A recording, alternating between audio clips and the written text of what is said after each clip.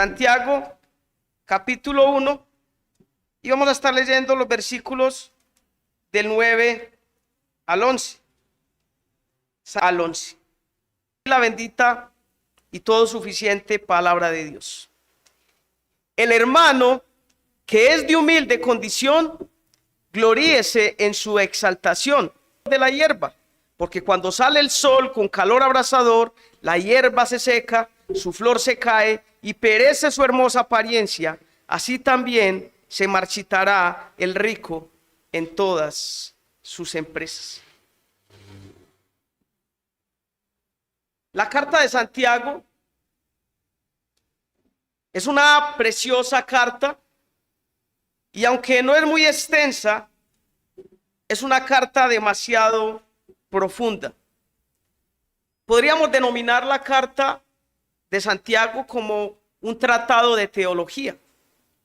Esta carta nos muestra lo que es la teología práctica, o lo que los puritanos denominaban como teología vivencial, que en sí es practicar lo que he aprendido. Y hoy estaremos viendo un aspecto muy relevante en cuanto a la fe. Hoy estaremos viendo la fe que actúa bajo el título La identidad del creyente. La fe que actúa en la identidad del creyente. Es común ver personas constantemente anhelando las posesiones de otros. Y el cristiano no escapa de este mal.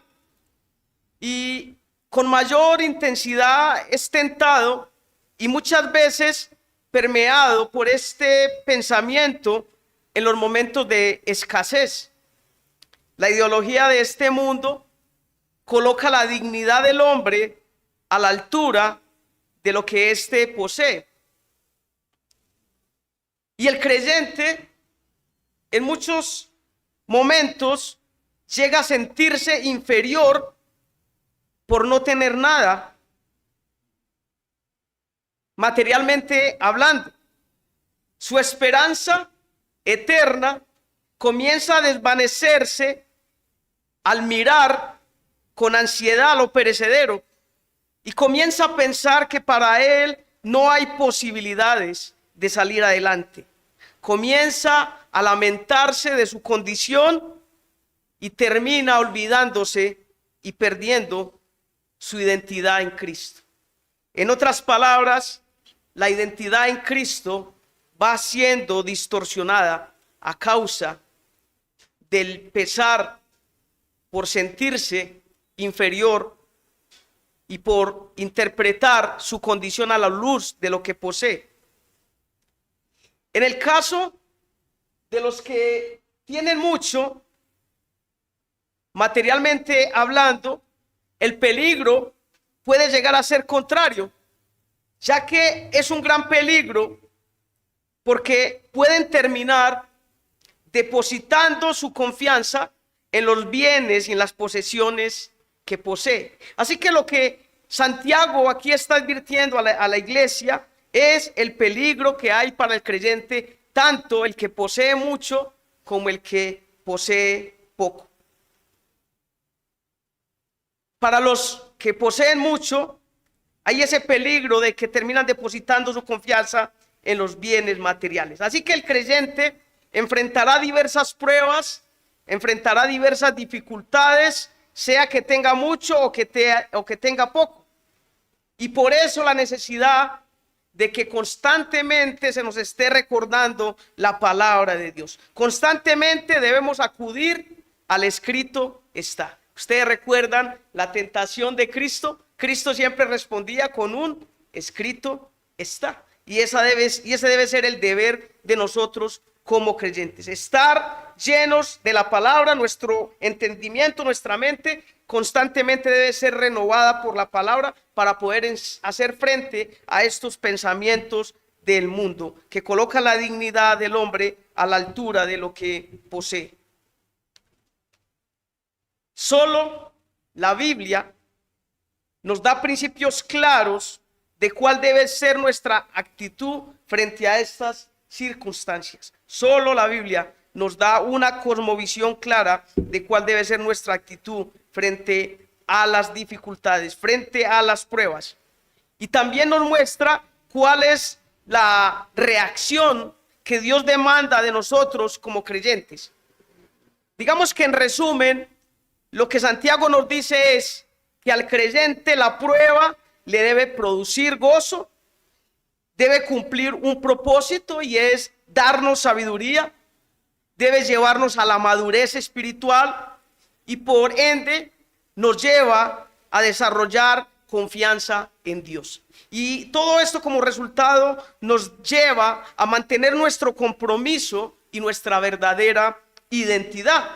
Así que hoy en este breve estudio veremos dos aspectos de la fe que actúa en la identidad del creyente y que como resultado, espero eso, que podamos tener un mejor entendimiento de lo que es el contentamiento cristiano. Así que veremos dos puntos. En primer lugar, veremos que el creyente en medio de la prueba debe apoyarse en su identidad espiritual y no material. Repito, el creyente debe apoyarse en su identidad espiritual y no material. Y en segundo lugar, el creyente debe apoyarse en sus recursos espirituales y no materiales. Lo repito nuevamente, el creyente debe apoyarse en sus recursos espirituales y no materiales. Noten que el versículo comienza diciendo, el versículo 9, el hermano que es de humilde condición, gloríese en su exaltación. En el texto original, en ese verbo, el verbo gloriarse.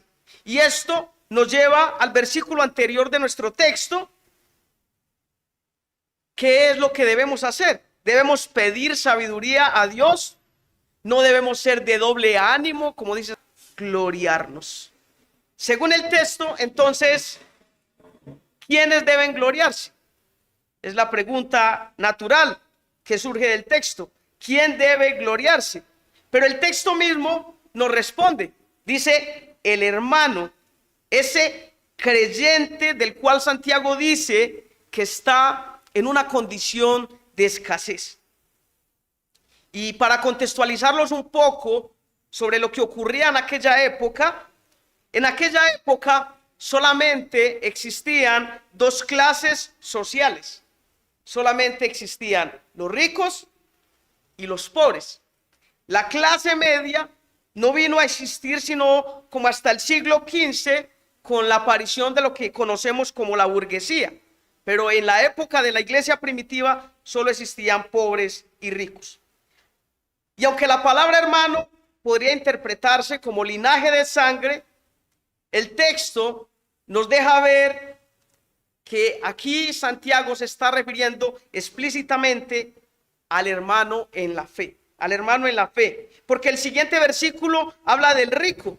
Así que podemos deducir que Santiago habla de dos condiciones económicas contrarias. Aquí vemos que Santiago hace un contraste entre el pobre y el rico. Hace un contraste entre exaltarse y humillarse.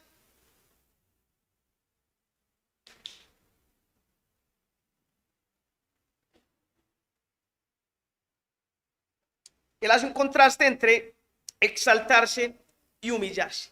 El estado de los primeros era similar a la condición de un huérfano, de una viuda, de un anciano, de personas que no tenían quien velara por ellos.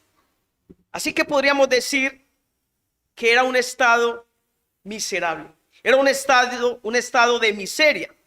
Eran personas que no poseían ninguna influencia social, que no tenían ninguna posición digna ante la sociedad.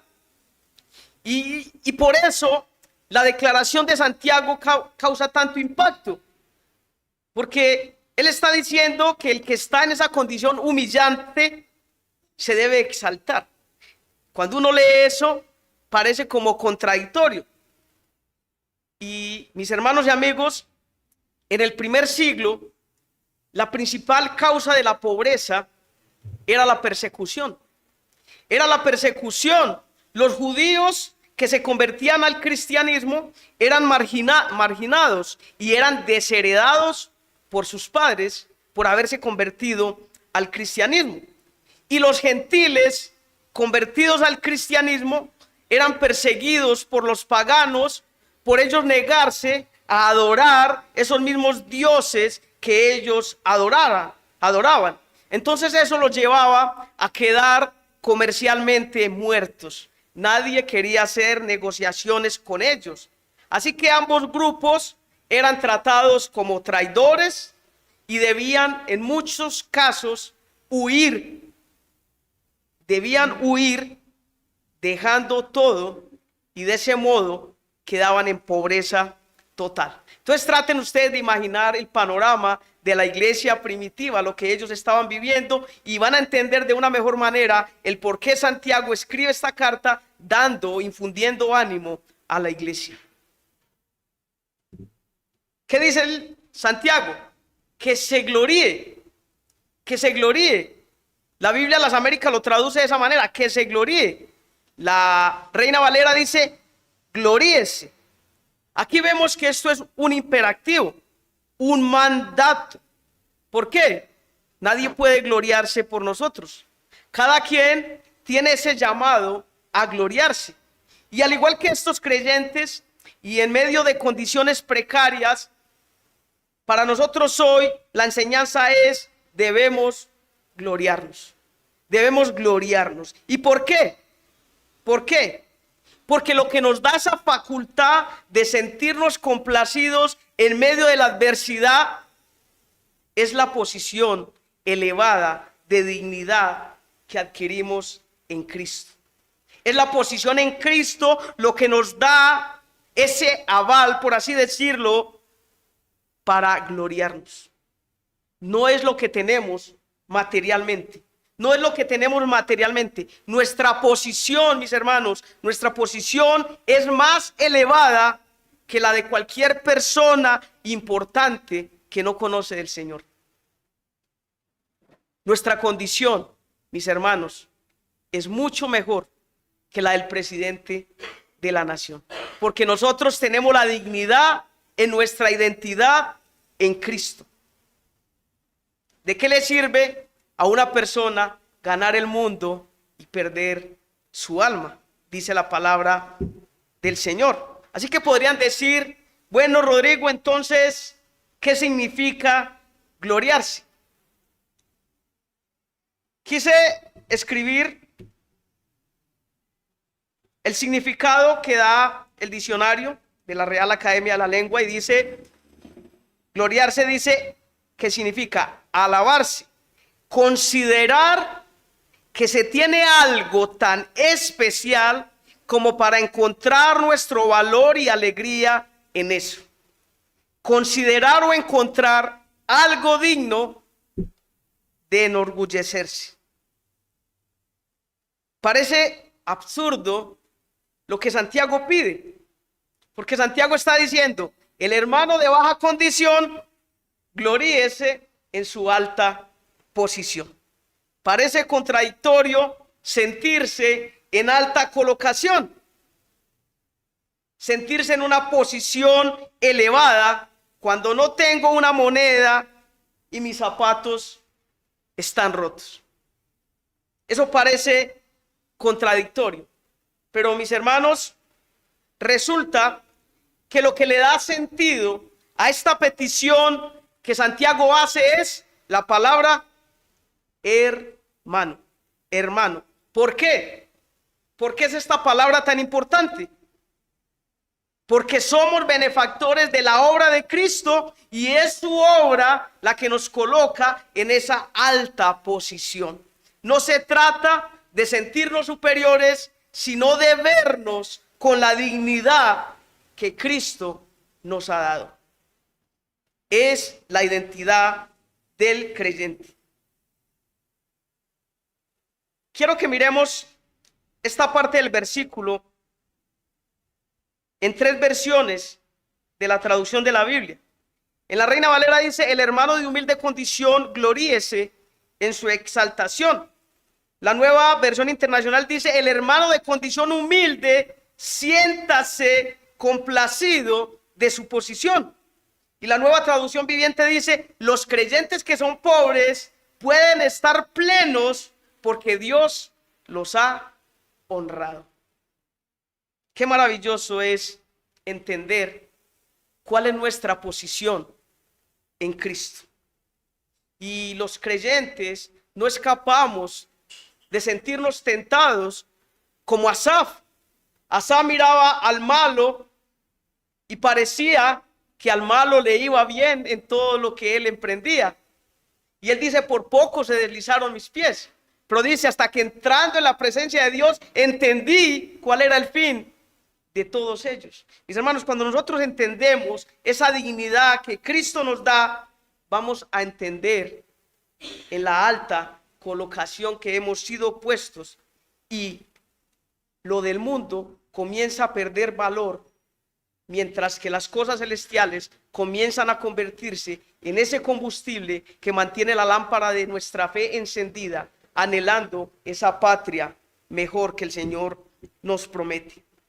Así que, hermanos, tengamos cuidado cuando nuestro corazón es movido por lo terrenal. Tengamos cuidado cuando nuestro corazón está siendo arrastrado hacia lo pasajero, hacia lo perecedero. Somos hijos del Rey, eso es verdad. Pero recordemos que su reino no es de este mundo. Santiago no habla de sanidad corporal, aunque si el Señor quiere dárnosla, nos la da. Santiago no habla de prosperidad material, aunque el Señor le ha placido prosperar materialmente a muchos. Pero Santiago habla de esa dignidad que ha sido recuperada en Cristo, de sentir plenitud en nuestra relación con Dios. Sea mucho o sea poco lo que tengamos, mis hermanos, esto no es relevante para la eternidad. El Señor ya nos bendijo. ¿Qué dice Pablo en Efesios capítulo 1, versículo 3 al 5, creo? ¿Qué dice Pablo? Bendito el Dios y Padre de nuestro Señor Jesucristo, que nos bendijo con toda bendición. La posición está en Cristo. Está en Cristo. ¿Por qué? En Cristo nuestros pecados son perdonados. Hijos de ira, lo mismo que los de la fe. En Cristo somos libres, nuevas criaturas, y nos espera una esperanza gloriosa. Y por eso Pablo dice que nuestra esperanza no nos avergüenza. Así que, mis hermanos, ¿por qué pensar en la escasez de este mundo? Así que no perdamos de vista. Bien, existen muchos pobres que no, pero si tú has creído en Cristo, no tengas nada. ¿Y cuál es el llamado que Santiago hace? Y hoy quiero yo recordarles: encuentra tu gozo y tu deleite en lo que sí tienes. Las riquezas se pueden perder, pero nadie te puede quitar lo que Dios te ha dado. Y Dios nos ha dado a su Hijo Cristo. Frecuentemente, como cristianos, a veces nos vemos mal encarados, a veces nos vemos sin alegría en nuestro rostro, no irradiamos ese gozo de ser bienaventurados. ¿Y por qué ocurre eso? Porque olvidamos quiénes somos. Nos olvidamos quiénes somos. Recuerdo un hermano de Quibdó que nos contaba, él perdió un hijo que se le ahogó en el río. Y cuando él recibió esa noticia, él cuenta que salió gritando como un loco y le daba golpes a las paredes gritando. Y dice: y luego me acordé que era cristiano. A veces nos olvidamos quiénes somos. A veces nos olvidamos la dignidad que Cristo nos ha dado. Y no estoy diciendo que la situación de él no fuera dolorosa, pero es nuestra reacción lo que manifiesta esa verdad que hay en nuestro corazón. Cristo vale más que todo. Si sentimos satisfacción por logros pasajeros, ¿quién no se siente complacido cuando ve que su hijo se está graduando? ¿Quién no se siente complacido cuando recibe un reconocimiento por su excelente labor? Eso como tal es lícito y sentimos complacencia en eso. Pero es más glorioso lo que tenemos en Cristo.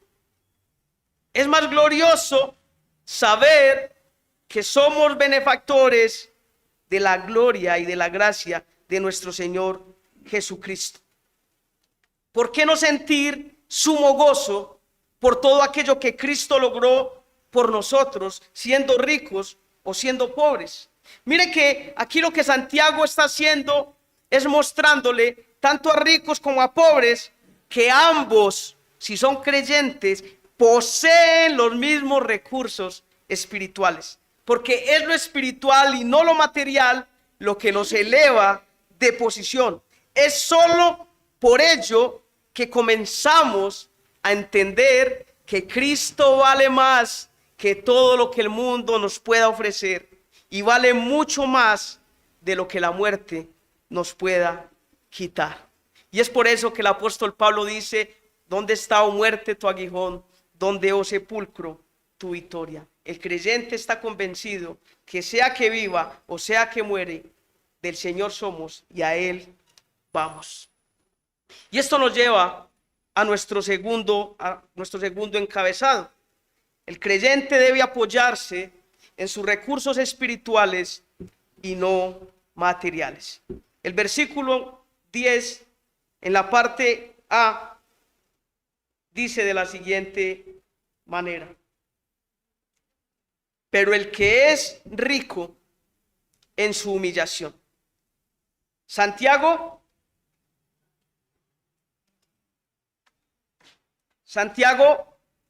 pasa de hablarle al hermano que no tiene nada, materialmente hablando, a hablarle al que lo tiene todo. ¿Por qué? Pues resulta que aquel que, entre comillas, lo tiene todo, es tentado a creer que puede salir de sus dificultades por sí mismo. Se olvida de depender de Dios y comienza a depender de sus riquezas. Tristemente ve uno que hay personas, y he escuchado personas decir: con dinero todo se soluciona. ¿O no han escuchado ustedes esa frase? Con dinero todo se soluciona. Esas personas creen que tienen todo bajo control, y por ello Santiago hace un llamado a los cristianos, porque es que el cristiano no escapa de estos peligros. Él hace un llamado a que ellos consideren también su posición. En otras palabras, al pobre le dice: no mire cuánto le falta, sino todo lo que tiene. Y al rico le dice: no mire todo lo que tiene, mire lo que verdaderamente vale. En otras palabras, él está diciendo: mire, no se compare con el hermano de baja condición.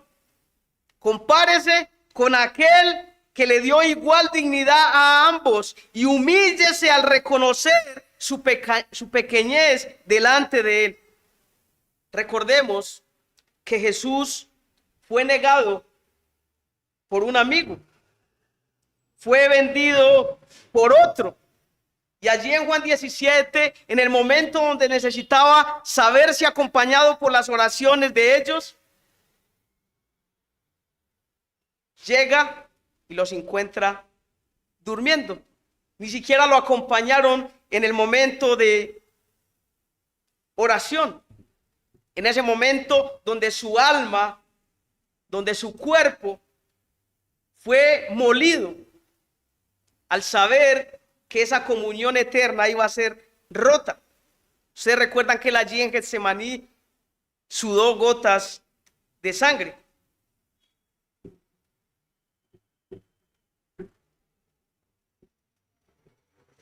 Él fue negado, fue vendido, fue abandonado por muchos.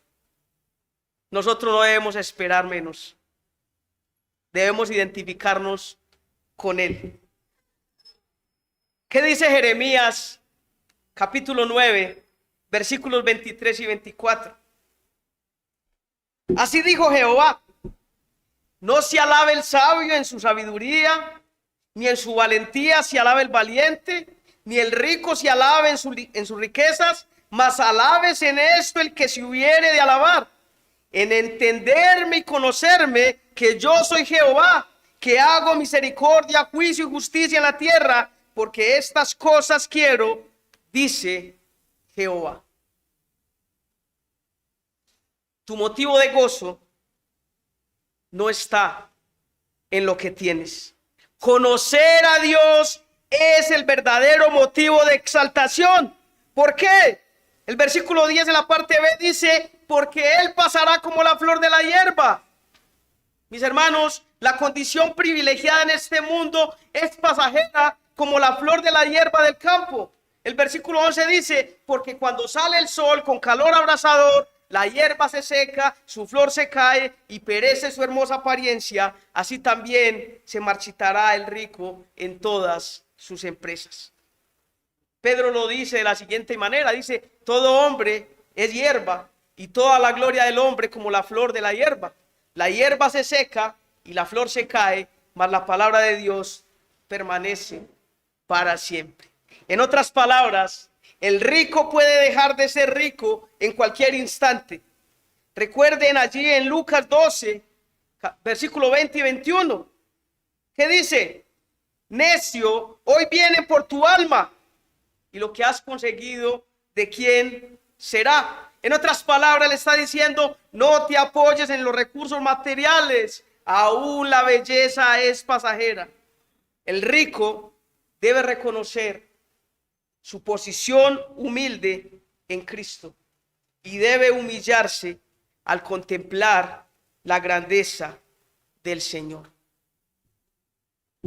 El tener riquezas se convierte en un peligro de orgullo. Y como dijo alguien, el orgullo te hace sentir grande, pero no es más que hinchazón. Salmo 49, versículos 16 y 17. Salmo 49, 16 y 17. Dice así, no temas cuando se enriquece alguno, cuando aumenta la gloria de su casa, porque cuando muera no llevará nada, ni descenderá tras él su gloria. Isaías 40, versículo 6.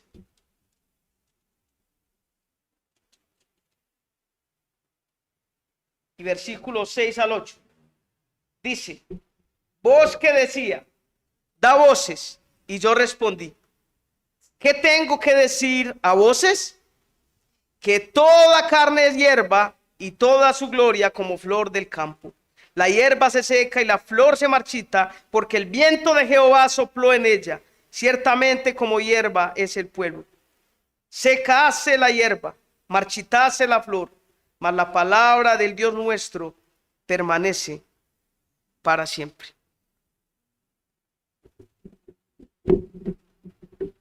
Mis hermanos y amigos, tanto el pobre como el rico necesitan a Cristo. Y delante de Dios, los creyentes, tanto el pobre como el rico, no somos más que pecadores salvos por gracia. Y sabemos que la gracia es un regalo inmerecido. Y con esto no quiero enseñar que está mal tener, pero tampoco quiero enseñar que está mal el tampoco no tener, porque realmente es la soberanía de Dios. Cristo mismo dijo, a los pobres siempre los tendréis con vosotros. En otras palabras, siempre van a existir ricos y siempre van a existir pobres. ¿A qué nos llama Santiago? ¿Qué nos muestra él? Que lo importante es la actitud de nuestro corazón. Y como enseña también Pablo, aprender a tener contentamiento cristiano. ¿Qué dice Pablo? Filipenses 4. He aprendido a contentarme cualquiera que sea mi situación. Nosotros como creyentes debemos aprender a vivir en abundancia y a vivir en escasez. Y en cualquiera de la situación que estemos, poder glorificar a Dios. Así que el contentamiento ante Dios debe ser la actitud correcta del creyente, porque Dios nos ha dado todo y más, mucho más, porque realmente nosotros lo único que merecíamos era su ira justa y santa. Pero aún así, Él nos vio con misericordia y nos ha tratado. Recuerda la parábola del hijo pródigo. Cuando el padre lo vio de lejos, en lugar de salir a echarle cantaleta, regañarlo y recordarle los privilegios que perdió por irse por allá a pecar, dice que salió al encuentro, lo abrazó, lo restauró, dijo que le colocaran el anillo. Y el anillo en esa época significaba dignidad. El padre, en lugar de avergonzar y juzgar a su hijo, pidió que se colocara en ese lugar de dignidad. Y esto es lo que Cristo hizo por nosotros. Nosotros no éramos dignos y Él nos hizo dignos por su obra en la cruz. Así que esa es la identidad del creyente. Es la posición que tenemos en Cristo. Y quiero dar unas aplicaciones prácticas de todo esto que hemos visto en esta mañana. Mis hermanos, nuestra vida debe tener un enfoque correcto. Y ese enfoque correcto es el lente del contentamiento cristiano. Ilustrando esto, algunas veces cuando tomamos una foto y la cámara no está bien enfocada, ese fallo en el enfoque hace que la foto sea borrosa. Entonces tenemos la imagen, pero es una imagen distorsionada. Y curiosamente, a veces los cristianos tenemos ideas borrosas acerca de lo que es la vida cristiana. A veces nuestros lentes espirituales se desenfocan, se opacan por una percepción incorrecta. Y lo que Santiago nos está llamando aquí es a que tengamos una percepción correcta. Hoy vimos que Santiago está buscando que enfoquemos la vida desde una perspectiva diferente a la cual estamos acostumbrados a escuchar en el mundo. La vida cristiana conlleva a ese deber de gloriarnos, de tener contentamiento. El texto deja ver que habían pobres y ricos adorando juntos en la misma iglesia. Y es así como debe ser. En la iglesia no deben existir estratos sociales. Todos somos uno en Cristo, como dice Pablo en Gálatas 3:28.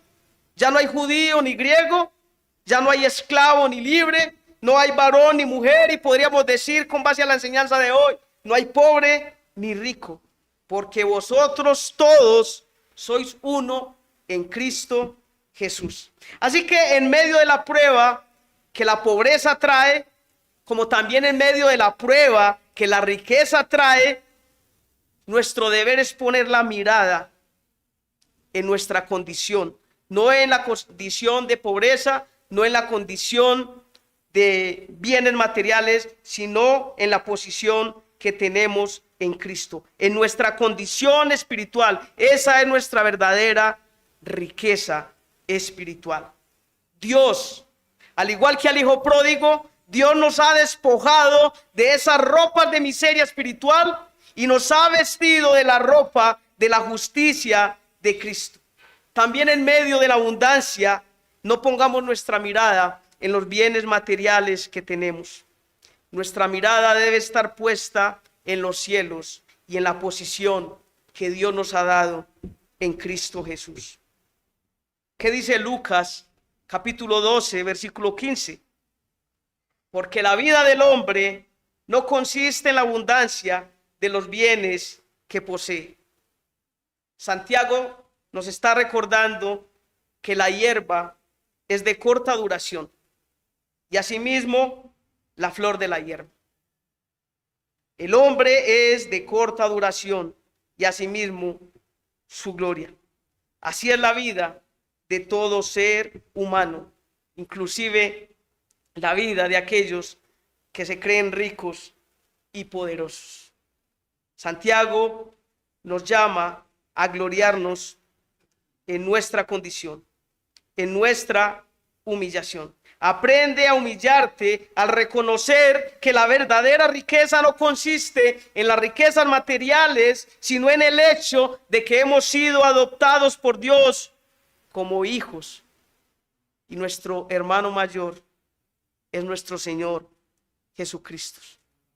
Sin ser dignos, Él nos ha dignificado. ¿Qué dice Eclesiastés 5:15?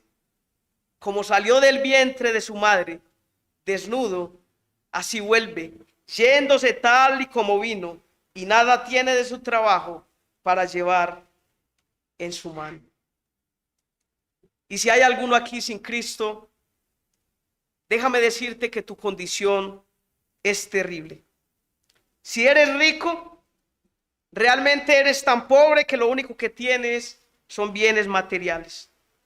Pero si eres pobre, tu condición no es mejor. Porque las promesas de exaltación de este texto son solo para aquellos que han depositado su fe en Cristo. Ay, amigo, qué terrible es tu destino si no miras a Cristo. Ven a Él, mira a Cristo hoy. Recuerda que ciertamente el hombre es como hierba, y su gloria y su belleza como la flor de la hierba. La verdadera hermosura y la verdadera riqueza se hallan en Jesús. Solo en Él Dios puede mirarte con agrado y exaltarte. Así que si quieres ser exaltado, humíllate hoy. Mis hermanos, amigos, estar en escasez es difícil, pero tener abundancia también es difícil. Tener necesidad es difícil, pero tener todo solucionado, entre comillas, también es difícil. Mis hermanos, en la vida siempre nos encontraremos con dificultades, pero estar sin Cristo es imposible. Separados de Él, nada podemos hacer. Vayamos al Señor en oración. Padre, gracias. Gracias, Señor, por esta enseñanza que te ha placido traer hoy a tu pueblo. Realmente cada vez que leemos y meditamos en tu palabra, nos damos cuenta de nuestra condición miserable. ¿Cuánto nos falta crecer en fe? ¿Cuánto nos falta crecer en amor? ¿Cuánto nos falta ser más conscientes de esa posición tan elevada que tenemos en Cristo? A veces nos entristecemos y llegamos a sentirnos acomplejados e inferiores en ciertos círculos de personas porque nos vemos quizás en escasez y en necesidad. Y el enemigo bombardea nuestra mente y llegan pensamientos que nos llevan a autocompadecernos de nosotros mismos, a lamentarnos. Y comenzamos a mirar todo lo que nos falta y nos olvidamos de que lo tenemos todo. Y como dijo alguien alguna vez, el que tiene a Cristo, nada le falta, solo Él basta. Ayúdanos, Señor, a recordar siempre que no importa la condición en la que estemos, en escasez o en abundancia, recordar que lo tenemos todo porque te tenemos a ti. Te damos muchas gracias en esta mañana, en el nombre de Jesús. Amén.